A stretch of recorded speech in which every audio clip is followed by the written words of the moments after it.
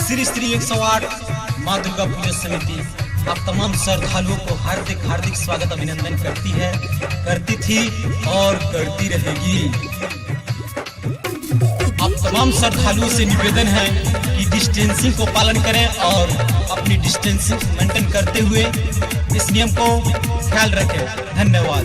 आप सुन रहे हैं मनोकामना फिल्म्स की प्रस्तुति, मनोकामना फिल्म्स स्टूडियो दरभंगा।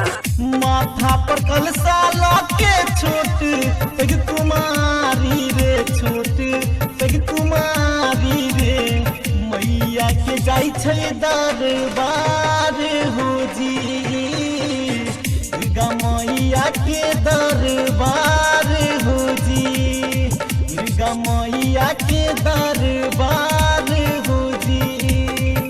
माथा पर कलसा लाके छोट पेग कुमारी रे, छोट पेग कुमारी रे, मैया के जाई छै दरबार हो जी, मैया के जाई छै दरबार हो जी, दुर्गा मैया के दरबार हो जी।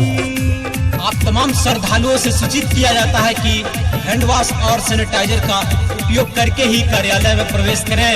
धन्यवाद।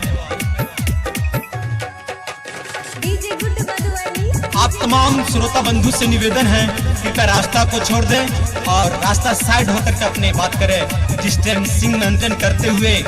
धन्यवाद। कलश के बिना माई के पूजा नहीं होई छै रे, पूजा नहीं होई छै रे, बाल कन्या माँ के दोसर अवतार हो जी, बाल कन्या माँ के दोसर अवतार हो जी, दुर्गा मैया के दरबार हो जी। माथा पर कलसा लाके छोट पेग कुमारी हो, छोट पेग कुमारी रे, मैया दुर्गा के दरबार हो जी। आप तमाम माता एवं बहनों से विनती है कि अपने बच्चों को हाथ पकड़ लें। आप तमाम माता एवं बहनों से विनती है कि अपने सामान का रक्षा स्वयं करें। धन्यवाद। एक धार खाली पैर लाना की चुनरिया रे, लाना की चुनरिया रे, माँ से जुड़ी श्रद्धा के तार हो जी, माँ से जुड़ी श्रद्धा के तार हो जी, दुर्गा मैया के दरबार हो जी, दुर्गा मैया के दरबार हो जी।